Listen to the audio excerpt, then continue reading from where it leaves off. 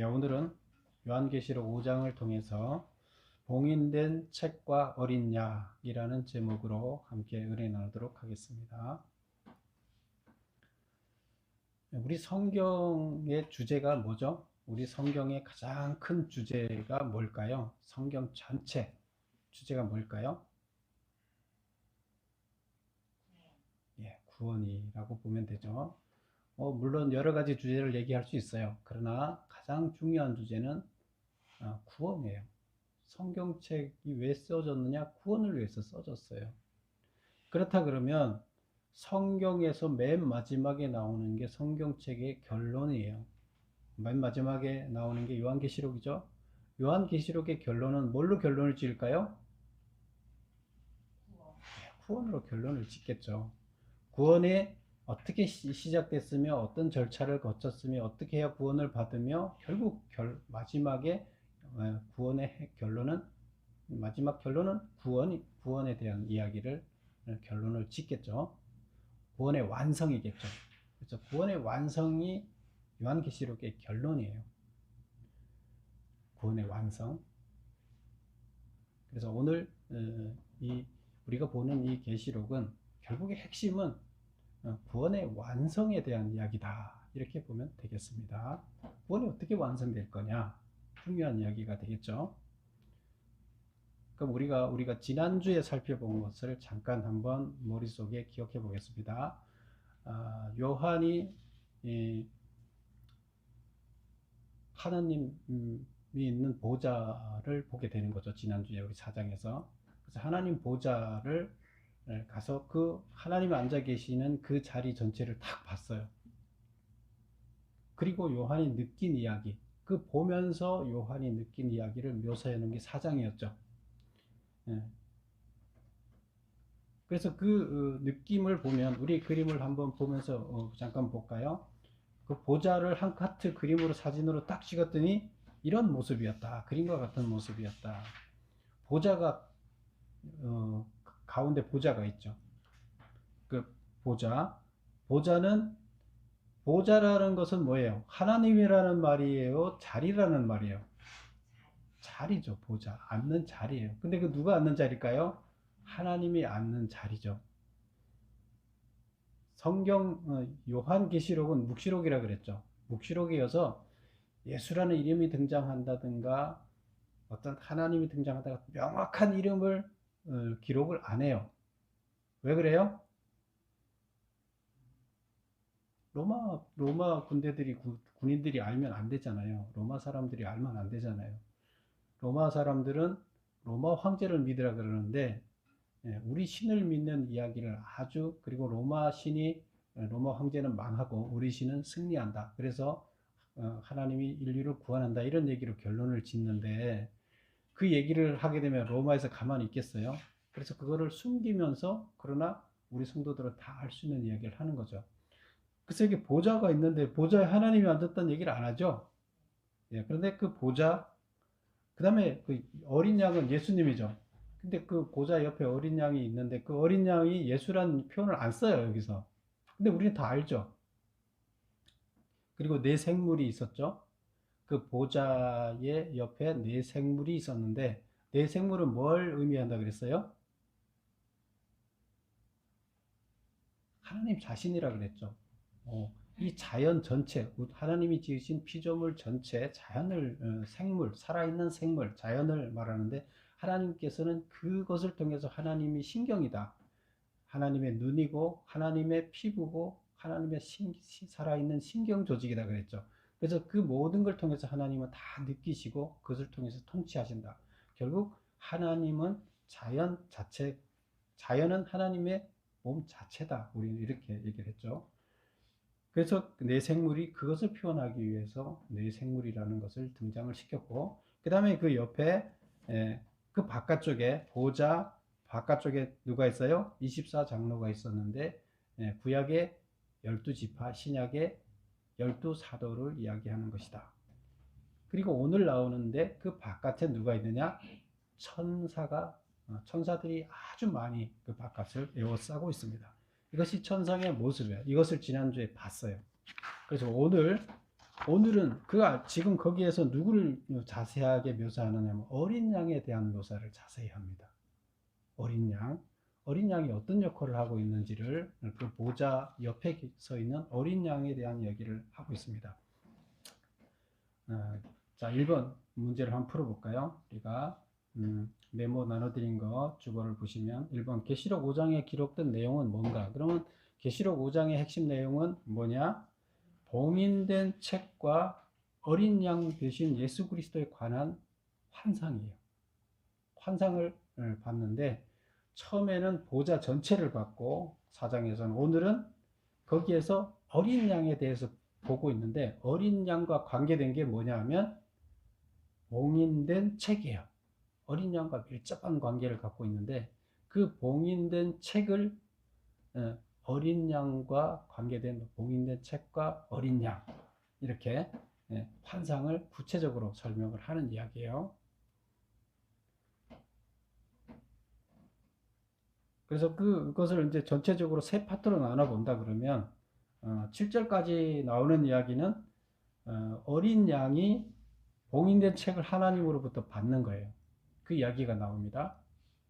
그 다음에 이제 그 8절부터 10절까지는 네 생물과 24장로. 네 생물은 하나님 바로 보좌 옆에 있다 그랬죠. 그 다음에 그 바깥에 장로가 24장로가 있었죠. 그래서 찬양을 하는데 네 생물과 24장로가 먼저 찬양을 합니다. 뭐라고 찬양하는지 찬양하는 이야기를 찬양을 써놨어요.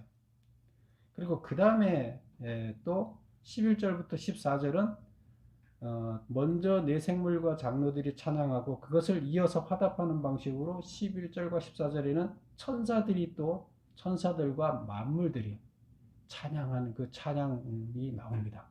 이게 다예요. 그래서 오늘의 키워드는 봉인된 책과 그 책을 풀을 자격이 있는 어린 양이에요. 자, 1절에 보면 이렇게 되어 있습니다. 내가 보매 보좌에 앉으신 이의 오른손에 두루마리가 있으니 안팎으로 썼고 7인으로 봉하였더라. 누구 손에 두루마리가 있어요? 보좌에 앉으신 이의 오른손에 두루마리가 이렇게 올려져 있어요. 그런데 그 두루마리는 안팎으로 양면으로 글씨가 써져 있는데 그 두루마리로 감아서 마지막 끝에 봉인 그 도장을 딱 찍어서 열지 못하게 해서 붙여놓고 거기다 도장을 딱 찍어놨다. 그래서 그것을 인이라는 거 도장을 찍는다는 얘기죠. 인쳤다, 도장을 찍었다. 근데 도장을 몇 개를 찍었어요? 7개를 찍어서 봉을 해놨어요. 그럼 그걸 열려면 그 봉인한 7개를 다 풀어야 그게 열리겠죠. 그 안에 내용을 볼 수가 있겠죠. 그래서 볼 수 있으려면 이것을 인을 풀어야 돼요. 2절 볼까요? 또 봄에 힘있는 천사가 큰 음성으로 외치기를 누가 그 두루마리를 펴며 그 인을 떼기에 합당하냐. 풀어야지 그 안에 걸 볼 거 아니에요. 근데 보고 싶은데 누가 저것을 뗄 수 있느냐, 인을 뗄 수 있느냐. 천사가 지금 한탄을 하고 있어요. 뗄 사람이 없다. 3절 하늘 위에나 땅 위에나 땅 아래 능히 그 두루마리를 펴거나 보거나 할 자가 없다. 우리 유대 이 사람들의 의식이 어떻다 그랬어요? 정육명체 같이 생겼다. 온 모든 우주가. 그래서 맨 위에는 천상이 있고 우리가 인간이 사는 지상이 있고 지하가 있고 이렇게 세 가지 3층 천으로 되어 있다. 3층으로 되어 있다. 그래서 3층 위에는 하나님이 사시고 그 1층에는 우리가 살고 두 번째 층에는 맨 아래층에는 그 악한 사람들, 못된 사람들이 산다. 뭐 이렇게 이제 그 개념을 갖고 있었죠. 그래서 여기서 보면 여기서 하늘 위나 땅 위나 땅 아래에 이렇게 그 세 군데를 1, 2, 3층을 얘기하고 있고 거기에서 두루마리를 펴거나 보거나 할 자가 없다. 그래서 인을 뗄 사람이 없다는 거예요. 4절 그 두루마리를 펴거나 보거나 하기 합당한 자가 보이지 않기로. 그래서 안 보여요. 그래서 내가 크게 울었다. 천사도 한탄을 하고 있고, 내가 누구예요? 요한. 요한도 지금 그걸 열어야지 그 안에 걸 볼 수 있는데 열지 못하니까 지금 한탄을 하고 있는 거예요. 요한이. 그랬더니 5절에 보세요. 장로 중에 한 사람이 말을 하는데 뭐라고 얘기하느냐? 울지 마라. 유대 지파의 사자 다윗의 뿌리가 이겼으니 그 두루마리와 그 일곱인을 떼시리라. 장로가 그 24장로 중에 한 사람이겠죠. 그 장로가 울지 마라고 얘기를 해요. 왜 울지 마냐? 뗄 사람이 있다는 거예요. 근데 그 뗄 사람이 누구라고 얘기를 합니까? 유다 지파의 사자 다윗의 뿌리. 다윗의 뿌리는 조상이라는 뜻이죠. 다윗의 조상은 다윗보다 먼저 오래 있었던 선조를 얘기하는 거죠. 그럼 누구예요? 다윗보다 먼저 있었던 선조는 누구예요? 예수님을 얘기해요. 예수님은 원래 다윗의 자손이죠. 그런데 인간으로 와서는 다윗의 자손이지만 실제는 다윗의 자손을 만든 자죠. 그래서 다윗의 자손을 만든 뿌리예요. 인간의 뿌리는 누구예요? 하나님이에요. 다윗이라는 것은 인류를 여기서는 얘기를 하는 거예요. 구원받은 자 인류, 하나님의 아들들, 선택받은 아들들 이런 것 얘기하는데 그것의 뿌리 되는 자가 이겼다. 그래서 악을 이기고 그 두루마리와 일곱인을 때리라. 자격을 가졌다. 이제 이렇게 얘기를 합니다. 그러니까 울지 마라. 뗄 사람이 있다는 거예요. 내가 또 보니 보좌와 내 생물과 장로들이 한 어린 양이 서 있는데 일찍이 죽임을 당한 것 같더라. 그에게 일곱 뿔과 일곱 눈이 있으니 그 눈들은 온 땅에 보내심을 받은 하나님의 일곱 영이더라. 그래서 뗄 사람이 있다. 그래서 딱 봤더니 6절에 보니까 보좌와 내 생물 장로들 사이에 어린 양이 있죠. 그 사이에 서 있는데 그 어린 양이 눈에 딱 들어왔어요. 그래서 봤더니 어떤 모습이에요? 어린 양이 일찍이 죽임을 당한 것 같더라. 그게 뭐야? 아직 젊었는데 젊어서 죽었다는 것을 이렇게 상처가 다 보이는 거죠. 손에 상처 다 보이고 어떻게 죽었는지가 다 보여지는 거죠. 지금 요한이 천상에 갔을 때는 인간의 시각으로 그걸 보는 게 아니겠죠. 그래서 그걸 보여주는 거죠. 그래서 보니까 이게 딱 봐도 일찍이 죽은 것을 딱 알 수가 있어요. 어린 양. 한 어린 양인데 일찍 죽었어요. 그 다음에 또 어떤 모습이에요? 일곱 뿔과 일곱 눈이 있어요. 일곱 뿔은 권세를 얘기해요. 능력, 권세. 일곱 뿔은 일곱은 완전이죠. 완전한 권세를 가졌다. 그래서 전능하시다. 이제 이런 뜻이고, 누가? 어린 양이. 그 다음에 일곱 눈이 있다. 일곱 눈은 우리가 뭐라 그랬었어요? 성령이라 그랬죠. 그래서 예수님한테 어린 양한테 어떤 모습이냐? 일찍이 죽은 흔적을 볼 수가 있었고, 그 다음에 모든 권능을 다 갖고 있는 걸 볼 수 있었고, 또 일곱 눈 성령 모든 것을 다 아는 지혜를 가지고 있는 것을 알았다. 하나님과 동등한 권능과 하나님과 동등한 지혜, 모든 것을 관찰해서 아시는 그런 분이라는 것을 알게 됐다. 이제 이런 거예요. 그 다음에 보면 7절 그 어린 양이 나와서 보좌에 앉으신 이의 오른손에서 두루마리를 취하니라. 두루마리를 나와서 취했어요. 그 두루마리를 아무도 취할 수 없을 것 같았는데 장로가 취할 사람이 있다. 그래서 어린 양을 보게 됐고 어린 양의 모습이 이 모습에서 어떤 모습을 봤는데 그 어린 양이 보좌에서 두루마리를 취하더라. 취했다는 얘기는 인을 뗄 자격이 있다는 거죠. 자, 2번을 보겠습니다. 메모 2번. 그 두루마리란 뭐냐? 하나님의 말씀이 기록된 양피지로 된 그래서 둘둘 말아진 책을 얘기해요. 옛날에는 뭐 지금 같은 종이가 없었기 때문에 이렇게 돼 있었죠. 그리고 일곱 인으로 봉인이 돼 있었고 이게 이제 모습이에요. 그런데 인으로 봉인되어 있다는 것은 아무나 뗄 수 없고 자격이 있는 자만이 그것을 뗄 수 있다. 이런 뜻이에요. 우리 그 1급 비밀, 2급 비밀, 군에 가면 그런 거 있어요. 그러면 1급 비밀 자격증을 가진 자는 1급을 뗄 수 있어요. 2급 비밀을 가진 사람은 2급 비밀을 볼 수가 있어요. 다른 사람은 못 봐요. 그래서 여기서 볼 수 있는 자만이 이거를 뗄 수 있는 거죠. 그러면 그 내용, 그 안에 있는 내용, 인을 뗐을 때 그 안에 뭐가 들어있길래 그걸 아무나 떼지 못하느냐. 비밀 내용. 역사 가운데 완성된 하나님 나라의 모습이 그 안에 기록되어 있다는 거예요. 이게 중요해요. 역사 가운데 완성된 하나님 나라. 역사가 뭐예요? 역사가 인간의 살아간 흔적들이죠. 인간들이 쭉 살아온 기록들이 역사죠. 그 역사는 영어로 얘기하면 역사라는 단어가 뭐라 그랬어요? 히스토리. 하나님이 그 역사를 주관하신다는 뜻이에요. 하나님의 이야기라는 뜻이에요. 그의 이야기, 하나님의 이야기, 그의 스토리.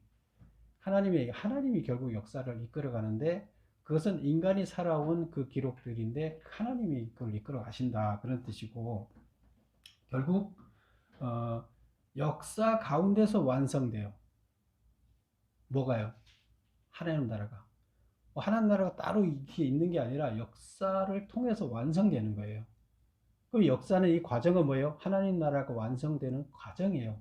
그럼 우리가 지금 역사 가운데 살고 있잖아요. 역사 한가운데 우리가 지금 살고 있잖아요. 그럼 우리는 뭐 하는 자예요? 하나님의 역사를 완성시켜 나가는 자들이에요, 우리는.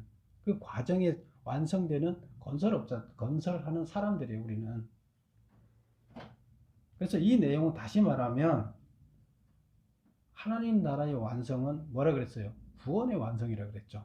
성경은 구원의 이야기라 그랬잖아요. 하나님 나라의 완성이라는 것은 결국 구원의 완성을 얘기해요. 근데 그 구원은 어떻게 완성되느냐? 그러니까 앞에 메모를 보면 악에 대한 심판을 통해서 완성이 된다. 구원은 하나님을 온전하게 믿는 자는 구원받는다 우리 그랬잖아요.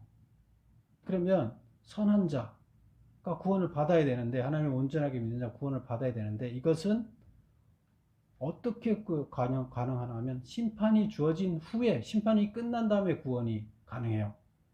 우리가 어떤 사건에 휘말렸어요. A와 B가 두 사건의 당사자가 됐어요.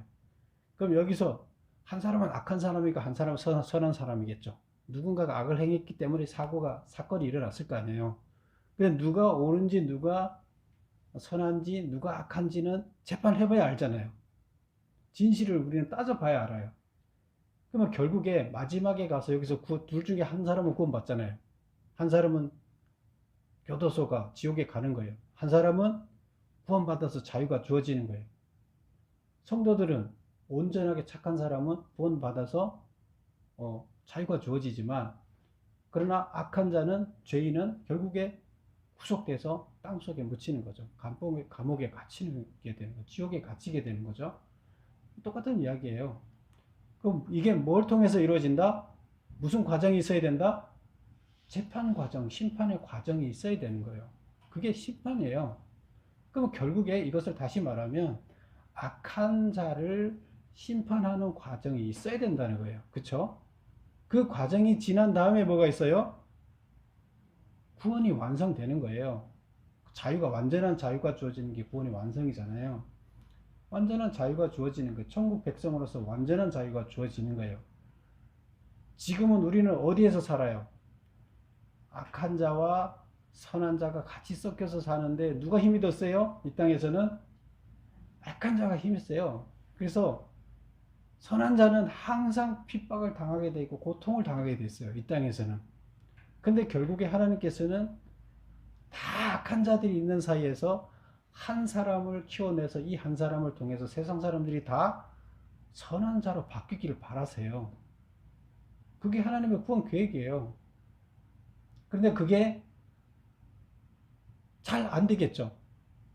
하나님께서는 모든 사람이 다 선한 자로 바뀌기를 바라는데 다 악한 자만 있었어요.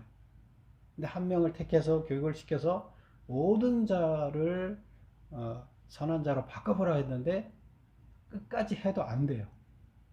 그러면 어느 시점에 가면 심판을 해야 되겠죠. 시간이 지날수록 악한 자들이 더 악해지면 선한 자가 살아남을 길이 없겠죠. 선한 자가 완전한 자유를 회복하기 위해서는 악한 자를 심판해야 돼요. 그러면 지금 현재 계시록 당시에 지금 이 악한 자는 누굴까요? 로마 제국이 되는 거예요. 로마는 이 악한 자예요. 그 다음에 선한 자는 누구예요? 하나님의 아들, 딸들이에요. 기독교인들이에요. 그러면 결국 심판은 어떻게 이루어져요? 심판자를 처단하는 과정이 있어야 기독교인들한테 자유가 구원이 주어지는 거예요. 그 이야기를 하는 겁니다. 자, 3번을 보겠습니다. 이늘되기에 합당한 자가 없다는 말은 무슨 뜻인가? 그 말을 듣고 요한이 크게 운 이유는 무엇인가? 이늘되기에 합당한 자가 없다. 그 말은 결국 세상을 구원할 자가 없다는 거예요. 세상을 지금 다 악한 사람들이 잔뜩 있는데 거기에서 어떻게 해서 구원을 해내야 되겠는데 그 구원할 능력을 가진 자가 없는 거예요. 아무나가 그걸 구원할 수 없어요. 전쟁에 나가서 악한 자를 물리치고 구원을 해야 되는데 그 구원을 이룰 자가 있어야 되는 거예요. 이룰 자가 있어야 이 구원 계획을 열어보고 그걸 실행할 수가 있는데 이룰 자가 없는 거예요. 그래서 여기서 합당한 자가 없다는 것은 구원을 다 악한 사람들 속에서 구원을 이뤄낼 만한 자가 없다. 그래서 지금 운다 그런 뜻이고요. 그 운 이유는 그 봉인한 책이 펼쳐지지 않으면 악인에 대한 심판과 성도들에 대한 구원 계획이 성취될 수 없기 때문이다. 누군가가 열 자격이 있어서 열어야 그게 실행이 되는 거예요. 아이콘이 실행이 되는 거예요. 버튼이 되는 거예요. 열어야 실행이 되는데 못 열면 실행이 안 돼요. 4번 봉인을 뗀다는 말의 의미는 누가 뗀다는 것인가? 묶여있던 법의 고삐를 풀어놓는다는 뜻이다. 심판은 법이 집행되는 걸 얘기하는 거죠. 심판은. 그래서 묶여있던 법의 고삐를 풀어놓는다. 그러면 고삐 풀린 법이 각 사람을 심판하게 되는 것이다. 사람을 심판하기 위해서가 아니라 사람을 살리기 위해 법의 고삐를 풀 수 있는 자가 바로 봉인을 뗄 수 있는 자다. 무슨 말인지 이해가 돼요? 심판을 하려고 그러면 법이 집행되도록 고삐를 풀어야 돼요. 재판이 열리는 것이 고삐가 풀리는 거예요. 그러므로 봉인을 뗄 수 있는 자, 곧 법의 고삐를 풀 수 있는 자는 예수님밖에 없는 것이다. 출애굽 당시 고삐를 풀어 바로로부터 이스라엘을 살렸듯이 로마로부터 기독교인을 살려야 되는 것이다. 출애굽할 때 이스라엘 백성들이 애굽에서 고통당했죠. 근데 그들을 풀어줘서 자유인으로 만들 수 있는 자가 누구였어요? 어린 양이었어요. 어린 양. 결국 10번째 재앙이 내려졌죠. 재앙이 심판이에요. 재앙이 첫 번째 재앙 해도 바로가 항복 안 했어요. 안 보내줬어요. 그들을 계속 종으로 묶어놨어요. 두 번째 재앙, 세 번째, 결국 10번째 재앙이 내려졌잖아요. 10번째 재앙이 내려졌을 때 그때 10번째 재앙은 뭐예요? 마다들을 죽이는 거잖아요. 그런데 이스라엘 백성들은 죽지 않았어요. 구원을 받았어요. 누구 때문에 구원 받았어요? 어린 양이 결국 백성들을 구원해냈어요. 구원해내고 다 죽이고 악한 사람을 다 죽이고 어린 양이 스스로가 이들도 원래는 이스라엘 백성들도 악한 자예요. 죄인이기 때문에 악한 자예요. 그런데 이들을 자기가 대신 그들의 죄를 져주고 이들을 선한 자로 바꿔놨잖아요. 그럼 결국에 어린 양이 뭘로 살린 거예요? 자기가 죽음으로 인해서 살려낸 거예요. 그러면 지금 그때는 어린 양이 살려냈어요. 지금 로마 핍박 시대에는 지금 누가 살려내야 돼요? 어린 양이 살려내야 돼요. 지금 그때 당시에 애굽 당시 고삐를 풀어 바로로부터 이스라엘을 살렸잖아요. 지금은 로마로부터 기독교인을 살려내야 되는 이런 과제가 주어져 있습니다. 5번을 보겠습니다. 내 생물과 24장로 그리고 천사들과 만물들이 어린 양을 찬양하는 이유는 뭐냐? 이제 봉인된 두루마리를 하나님으로부터 받았어요. 어린 양이 딱 받아들여니까 그러고 나니까 막 찬양을. 왜? 이제 자격자가 나타났잖아요. 세상을 구원할 자격자가 나타난 거예요. 그래서 그 열면은 실행이 되고 재판이 진행이 되게 되면 결국 구원을 받아요. 자, 그래서 그들이 찬양을 합니다. 뭐라고 하느냐? 예수께서 십자가 죽음으로 구원의 길을 만들어 봉인을 뗄 자격을 얻어 세상을 구할 수 있게 되었기 때문이다. 그래서 세상을 구원할 수 있는 자가 드디어 나타난 거예요. 구원자가 나타난 거예요. 봉인을 떼서 재판을 실행할 수 있는 구원자가 나타난 거예요. 그래서 찬양을 하게 되는 거죠. 누가 찬양해요? 내 생물 24장로 그리고 천사들과 모든 만물들이 온 우주가 다 찬양한다. 누구를? 어린 양을. 6번 보겠습니다. 성도들의 기도란 무엇인가? 6번을 보기 위해서 우리가 뭘 읽어야 되느냐 하면 8절을 한번 보겠습니다. 8절 본문 8절 그 두루마리를 취하심에 네 생물과 24장로들과 그 어린 양 앞에 엎드려 각각 검은 고와 향이 가득한 금 대접을 가졌으니 이 향은 성도들의 기도라. 그 두루마리를 취했어요. 그랬더니 이제 네 생물과 24장로가 먼저 찬양을 한다 그랬죠. 그런데 그 네 생물과 24장로가 뭘 가지고 찬양을 하냐면 검은 고하고 또 하나 들은 게 뭐예요? 향이 가득한 금 대접을 가졌다. 그 두 가지를 들고 찬양을 하는 거예요. 검은 거는 찬양을 하려면 악기가 있어야 되죠. 그 악기라는 얘기고, 그 다음에 또 향이 가득한 대접을 가졌더라. 그 대접을 가졌다는, 대접에 향이 담긴 대접을 가졌다. 향이 가득 든 대접. 근데 그 향이 뭐라고요? 이 향은 성도들의 기도라. 결국 성도들의 기도 소리를 그 안에 가득 담아서 성도들의 기도 소리라는 게 성도들의 영혼이에요. 성도들의 영혼이 뭐겠어요? 우리 구원해 주십시오. 성도들의 영혼을 가득 담아서 찬양을 한다. 자, 6번 보겠습니다. 성도들의 기도란 무엇인가? 하나님은 인간을 통하여 역사 가운데서 하나님의 나라를 완성하는 계획을 세우신다. 자, 하나님은 하나님 나라를 완성하는 계획을 세우는데 그 두 가지 조건을 우리가 얘기를 하고 있어요. 인간을 통하여 하나님의 구원 계획은 누구를 통해서 완성한다고요? 예, 그 구원 계획을 실행자는 계획은 만들어 놨지만 인간을 통해서 실행하겠다는 거예요. 그 다음에 두 번째는 뭐예요? 역사 가운데서. 그냥 뭐 어디 저 별천지 저 지구든 우리와 상관없는 어디에서 완성하는 게 아니에요. 결국 하나님은 우리를 통해서 우리가 살고 있는 삶의 역사 가운데서 완성한다는 거예요.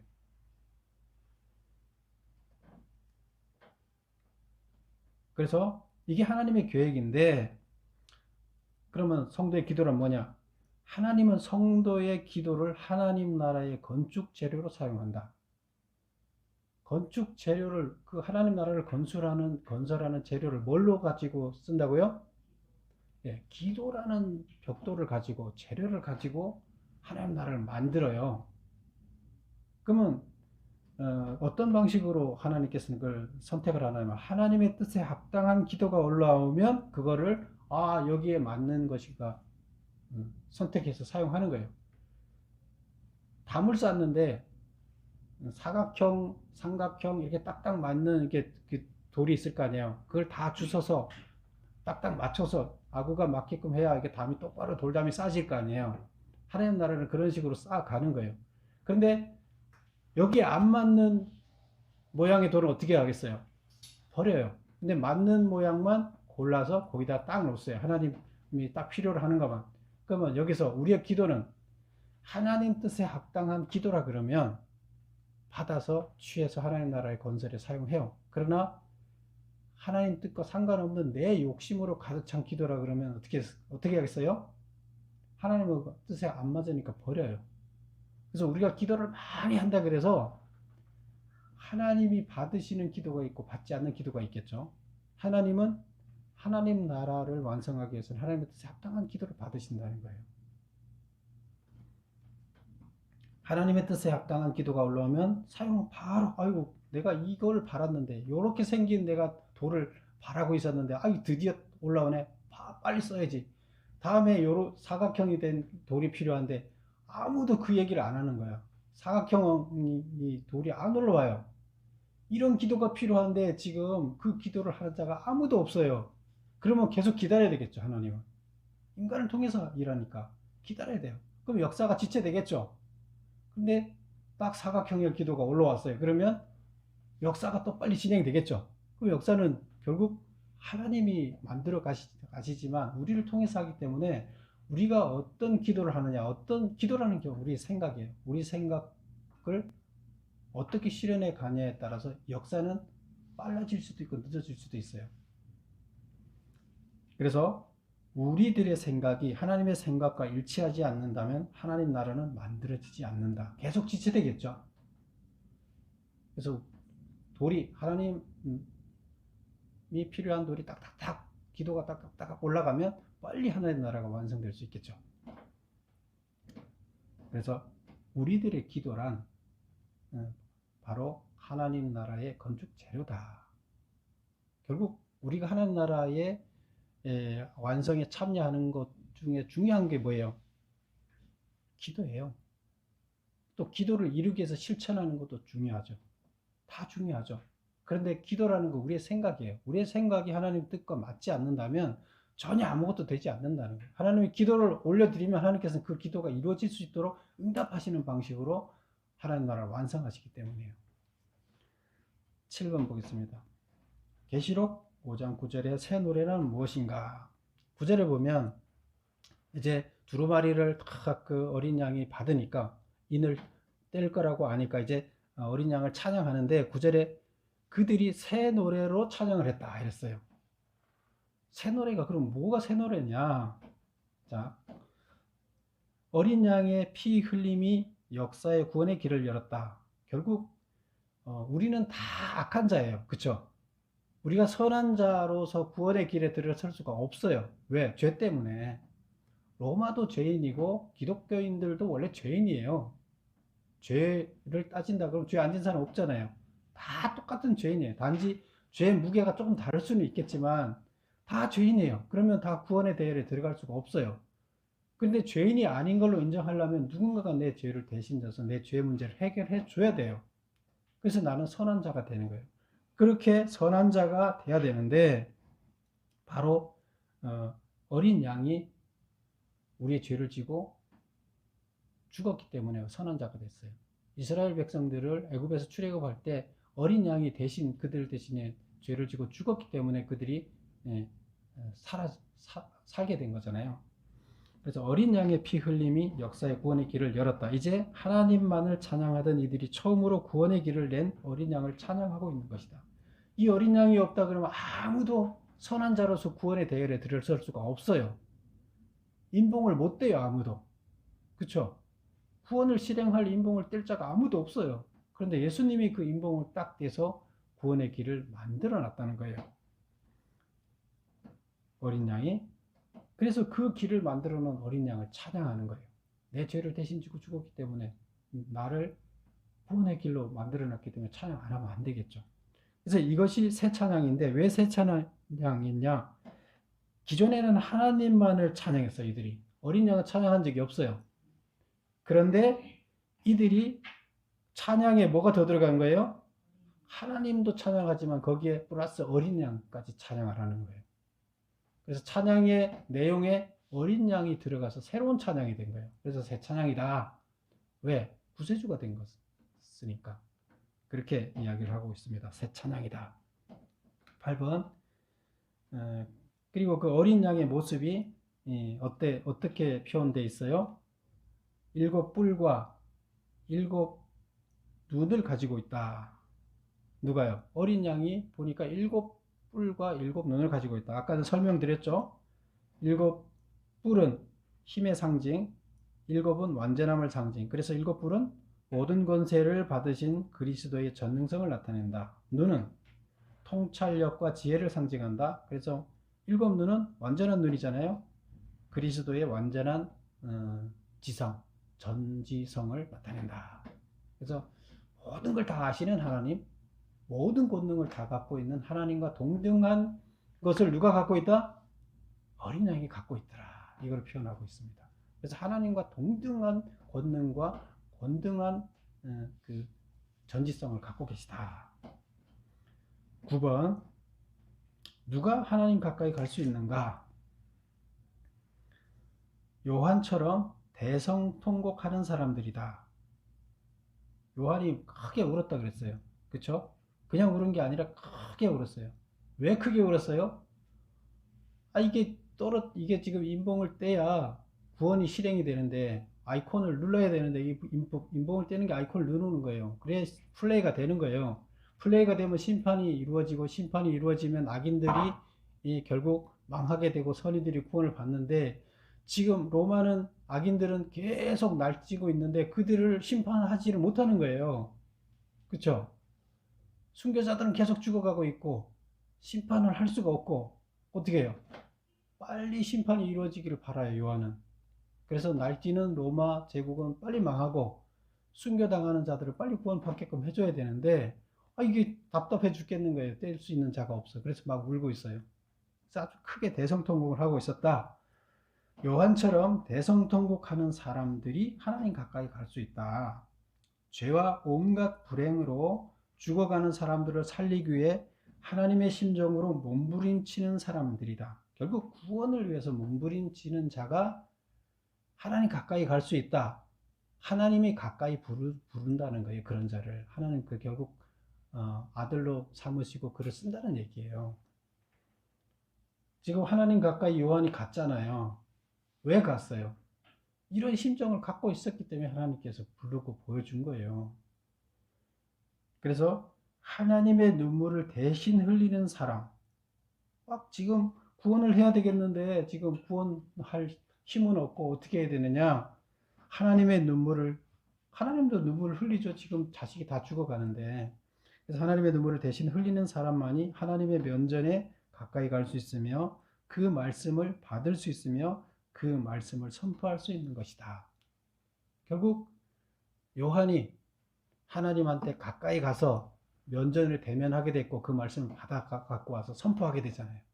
그래서 그 말씀이 선포돼서 그 말씀 때문에 순교하는 자들은, 그전에는 도망 다니던 기독교인들이 아주 자신 있게 죽음으로 인해서 결국에 승리한 거잖아요. 로마를 무너뜨린 거잖아요. 그래서 놀라운 이 계시록은 로마를 무너뜨린 놀라운 그 책이에요. 그게 바로 이 계획, 이게 봉인이 떨어져서 하나님의 계획을 온전히 알게 됐기 때문에 이게 가능했어요. 역사를 바꾼 책이에요, 이 책이. 막연한 종말에 대해서 미래가 어떻게 될까를 알려주는 거기 단순히 그런 책이 아니에요. 현실의 문제를 해결하기 위해서 하나님께서 하나님 나라의 완성된 모습을 보여주는 책이에요. 그래서 결국 로마가 어떻게 심판받을지에 대해서 자세하게 이야기해준다. 그리고 결국에 너희들이 어떻게 구원받게 되고 어떤 자리에 가 있는지, 지금 여기에 보면 24장로가 위치에 앉게 되는 것을 여러분들이 그 자리에 앉을 것이라는 걸 얘기해 주는 거예요. 그래서 이들은 과감하게 죽을 수 있었고 로마를 무너뜨릴 수 있었다. 이런 얘기가 되겠습니다. 그래서 오늘 이 구원의 핵심은 누구다? 어린 양이다. 어린 양이 결국 죄를 대신 지고 희생했기 때문에 가능한 거예요. 결국 우리는 다 뭐가 돼야 돼요? 어린 양, 봉인을 뗄 수 있는 어린 양이 돼야 돼요. 하나님께서는 어린 양을 통해서 역사를 만들어 가는 거예요. 구원의 계획을 완성시키는 거예요.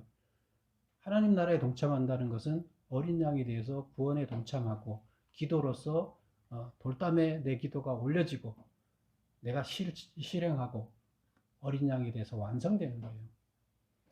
여러분 모두 어린 양과 같은 삶을 사는 여러분이 되시기를 축원합니다.